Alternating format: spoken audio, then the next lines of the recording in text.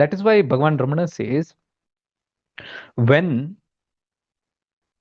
jnana erupts, bhakti erupts.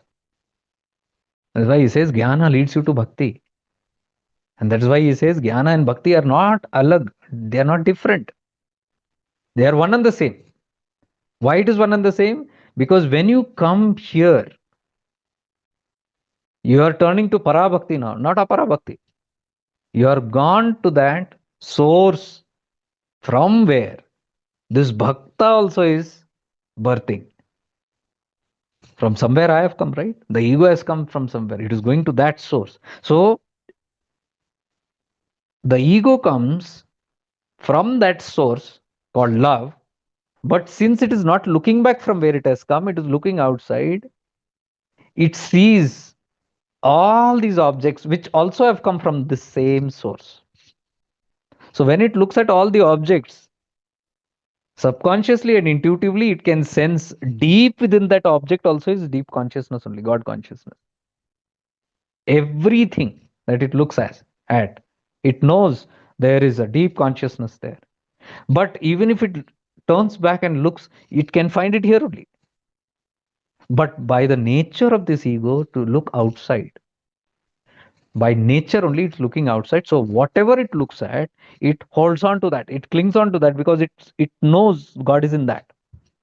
Subconsciously it knows. So the clinging happens. So the feeling is that if I cling on to this, I get pleasure, I get happiness, I get peace, I get security.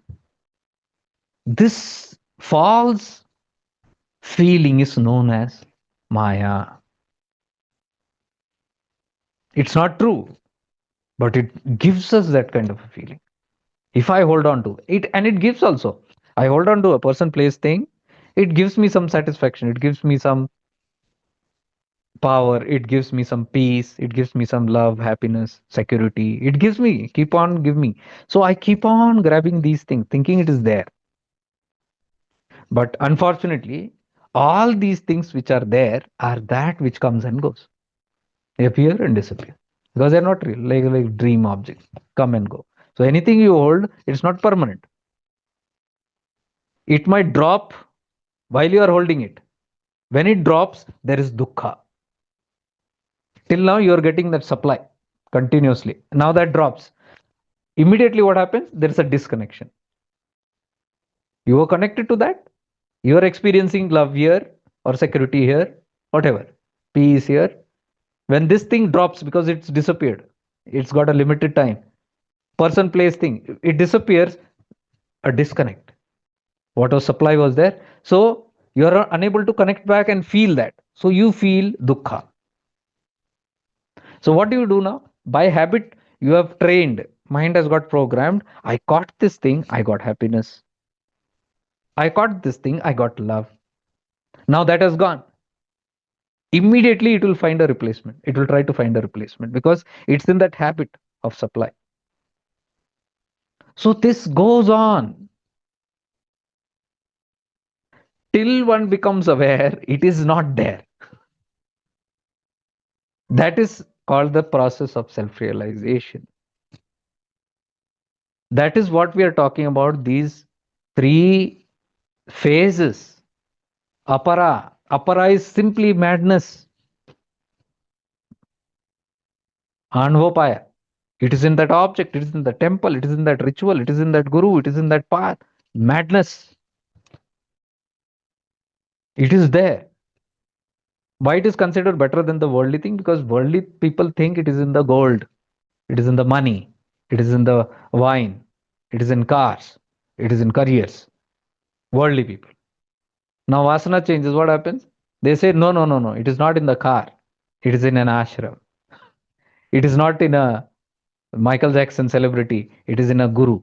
Guru also is a celebrity. They don't understand that. But Vasana changes. A divine Vasana. It has just got replaced. But the clinging is the same. Monkey business only. It is still jumping. Now what it has jumped? It has jumped from Bhautika to Adhyatma. It has jumped from world to spiritual. That's all. But the jump is outside only. So that is called Apara Bhakti. Suddenly, from bhakti towards people, places, and things and glamour, it now puts that bhakti towards God, deities, gurus, paths, religion, objects, yantra, tantra, mantra, all these things, it falls for that. So they say it's good. Yeah, it's good. At least better than that previous one. So somebody has taken a first leap. Now they have gone inside and now they have caught up all these divine objects. What is happening in the divine objects? They are getting another stimulation here. Whenever they catch an object, they feel devotion, they feel godly, they feel divine. You chant a mantra outside, you feel something here. You look at the guru and have guru bhakti, you feel something here. You do any sadhana practice outside their techniques, you feel something here. Same thing like before only, but now it's diviner. That's all. That is called apara bhakti, ignorance. That is why they say apara bhakti, Shri Vidya. When you are worshipping the yantra outside, it is called the lowest form of bhakti to Matra Purusundari. Lowest form, yantra. Because it's completely outside. Who is Lalita Tripurasundari? It is here only. It is me. But I can't understand that. So I find her in that yantra now. I find her in a concept now. I find her in a image or in a temple. No problem. When that happens, whenever that happens, whenever I'm connecting to that divinity, I get explosions here. The more I connect, the more I become. So the more I keep on doing sadhana, I do keep on doing puja, and keep on doing mantra japa, what happens? The more I am blooming here, divinity within. I'm catching a divine thing here, I'm experiencing divine. You catch a person for love, you experience love. You catch a person for any particular abstract expression, that you'll feel here. So you catch a Devi for devotion, you experience devotion, divinity here. So God is, that is why they say God is erupting inside, God is expanding within. Bhagwan Jagrat ho rahe hain. Bhagwan is already there. Your illusion is outside. That illusion is slowly getting destroyed. So you feel Bhagwan भीतर से जागृत है. भगवान तो पहले से ही जागृत है full. That is why Ramana is telling you there's nothing to get self-realized. You are already realized. But you can't see it because you are outward. So now what you're doing? That outward connection, you get into connection with a guru. You fall in love with the guru. Every time you think of a guru, something happens. Kuch kuch hota hai. So you think, you feel good, you feel divine, you feel pure, whatever. So the more you think, the more pure you feel. The more you contemplate and meditate on the guru, the more you'll feel the things here. What are you doing actually? You're using a button outside, that's all, to stimulate the same things here, because you're not looking directly here. So what happens whenever you are connecting to the Ishta or Guru continuously? What is that being or that deity helping you to do? That they are helping you to turn within, isn't it? They are helping you to remind you of your divinity. They are helping you to remind you of the Guru within. That is what is meant by the Guru. Outer Guru is leading you to your inner Guru only. And one day, when that becomes very ripe, when you have bloomed so much, again and again you have activated, now your button is not needed outside. It's active now. It's got activated now. So when it's activated here and you can sense it here, you can experience it here, what is the need to go there now? You don't need it. That is why they say that the progression has happened. The guru drops, the scripture drops, the deity drops, the ritual drops. Bhala hua mari ghagri tuti, bhala hua mari mala. This is that stage. Now you need bija, mantra. Until you move this, you can't experience here. You have trained yourself that way. But one day, without this mala also, ajapa japa has begun inside. What she is singing, Mirabai is singing.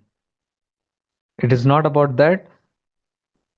By reciting the mantra of Krishna, I have only become Krishna.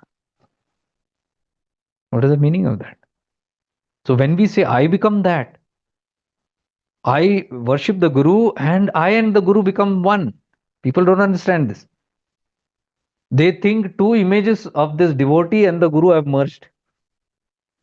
They have all kind of concepts that this devotee has walked into the heart of the guru, or the guru has walked into the heart of the devotee, and they are dancing together. Some kind of imaginations they create. The whole depth is this: key, it simply activates the light within us. So because we are unable to sit settled, still नहीं है ना, निश्चल नहीं है मन, चंचल है. तो चंचल है इसलिए तो बाहर दौड़ रहा है. That is why it is running outside. So you need outside things. So that God only provides somebody outside, and a mirror comes called Guru. It is reflecting your own light back to you. So when the reflection comes, you say, ah, I'm feeling good. And then you are busy catching the mirror, polishing the mirror. Mirror is everything for you. You frame it on the wall, you put it everywhere, you display it, and you say, that is my God. That is not your God, that is your mirror. That is showing you where the God is. The day you realize that, the whole thing will be solved. And that's what I'm trying to explain in so many different ways. It is not there what you're thinking, it is not there. But that obsession, because the mind is outside, Bahayamukhi, so it has this feeling, it has jumped from one Maya to the other, one illusion to the other. First you say, Jagat Maya hai. Guru क्या है? गुरु भी माया ही है. इष्ट क्या है? वो भी माया ही है. Isn't your Ishta Maya? Aren't Nisardat Maharaj and Ramana all telling they are all Maya? They come and go. So Guru also comes and goes. We are catching that. So what happens? One person, I love this person. This person is supplying me with so much of security and love. Basically, love nahi hota ho. We are holding on to our insecurities. We catch people for our securities. Because when we cling on to a person, mostly in all these love affairs and things like that, who are unconscious, they will feel it is love. Same like you have the Guru's love. You think that is giving you. No.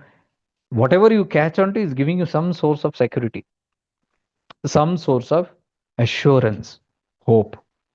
So when you are not here, but there, you feel that person. And that is why we cling on to. Most of the love affairs are that only.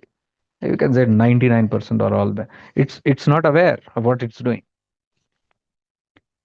So it's only camouflaging, it is only fulfilling its own requirements. So now what happens? I love this person. Why? I have security. So when that person falls, suddenly I feel insecure. Suddenly there is a sense of insecurity. Arey, you should feel lack of love. Where is the love gone? You are feeling insecure first. That means you caught that person for security purpose. That is why you are feeling first insecure. When that person goes, fear comes. So all that sadness and things, what you call, is that missing that security, missing that whatever you had invested in, that missing, that is called, that gap is called sadness. So what we do, we catch another person to replace that. Same, if one guru cannot give you that, one guru drops, you catch another guru. One path cannot give, you'll run to another path. One meditation technique, this technique not, you'll search another technique. You think it is in the technique, you think it is in the process, you think it is in the mantra. You're doing Shiva mantra, then somebody says, no, I've been doing this, I'm not getting anything. And say, do Hari Om, Vasudevaya Nama. You do. Then you try that. So all this trial and error is to click here only. One day we have to return. So when that starts reflecting, all these objects starts reflecting to you slowly. Then you start becoming slowly aware. Hey, wait a minute, it's here. I can feel it here. Whenever I sing a bhajan, something happens inside. Whenever I recite a mantra, something happens here. Whenever I light the diya at my Guru Paduka's place, something happens here. You start becoming aware of the things here. That is called para apara, second stage. That is where you say the Meru is outside, first stage. Then you say the Meru is within me. Then you do all those sadhanas. Oh, Meru is inside me. It's the same thing only. You are activating that Meru. You are understanding it's not outside, completely outside, it is within me. So you start, then all these dialogue बाजे आता है, गुरु भीतर ही है, भगवान भीतर ही है. It starts, we start talking that kind of a language. Everything is inside. God is inside. Where is God? You ask the absolutely ignorant people, they say God is in the temple. You ask the spiritual people who are little come out of that, where is God? They say God तो भीतर ही है, परमात्मा भीतर है. And what is the truth? You are God. There is no andar bar. There is no outside and inside. That is the third state, para bhakti. When you realize there is no in and out, there is no God and you. The I, which is their ego, that is now looking at that consciousness. I am investigating. Who am I? Who's this I? Who's this one who's investigating? Ego. It's looking at the real nature. My real nature is Shiva nature. So that investigation is going, the practice is going. And one day when this ego drops, pure awareness remains. It realizes, I am only that. I am that I am. That's me only. Where there is inside now, where you will say God is inside, where is inside outside? That one which had inside and outside, that ego has dropped. That one was creating this illusion of inside and outside. It had this. It had created a door. And it was playing hide and seek. Sometimes outside, sometimes inside. So it looks at the Guru outside and he says, that Guru is within me. It looks at Shiva outside. Oh, that Shiva is within me. It looks at a yantra outside and it says, a yantra is within me. I'm meditating yantra. This also is a certain level of ignorance. When you still see, keep switching in and out. But when the I disappears, like when you are in deep samadhi, then you are blissful nature. What happens? There is no awareness of any other. It's a blank state, blissful state, peaceful state. You have come to that state. And that state is called Shiva. I am only Shiva. Shiva is not in me. But normally, how does he say? First, ignorant person says, where is Shiva? There in the temple. There on Kailasha. He's sitting. He sits on Kailasha, you'll say. Second stage, you'll say, Bhagwan bhitar hi hai mere. You might say he's in Kailasha also, he's in here, but he's here also. That is para, apara, mix. And the day the realization happens, there is no inside, outside. You say, I am Shiva. Shiva is within me also, it's not there. Are you getting the whole process? These are the three steps. These are the three phases in which we are moving. You decide where you are. You look at where you are. You reflect, you will come to know where you are. And the moment you know where you are, you'll know what to do next. I always say, first you have to see where you are. Upadesaram. You have to understand, where do I stand? I want to go to Mumbai. Okay, which direction should I go? Where are you? If your friend calls you and tells, Bhai, I want to go to this Mumbai. Tell me the way. What will he tell? First question will be, where are you? Because until you know where you are, how can he tell the direction? First ascertain where you are. Then accordingly, he will tell you whether you should go north or south or east or west. So we have to first understand where we are. Right now, where we are. I told you where these three processes. In this, we will come to know where we are.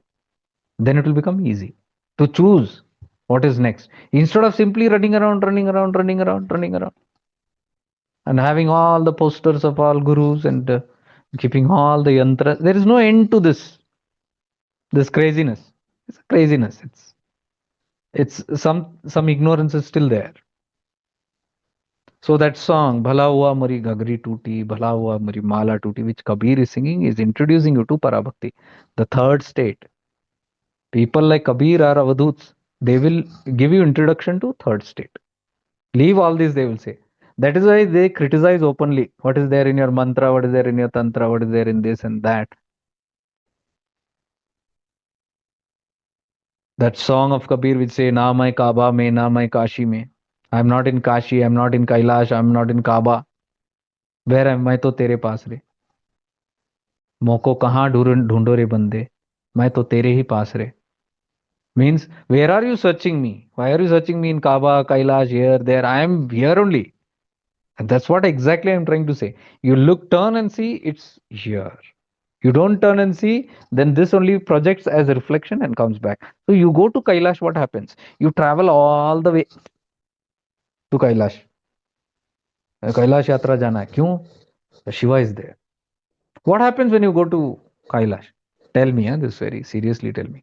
You take so many days off, you do all that trekking, you take all those pains to go there. And finally you reach there after all the challenges. What happens? Most of the people are tired.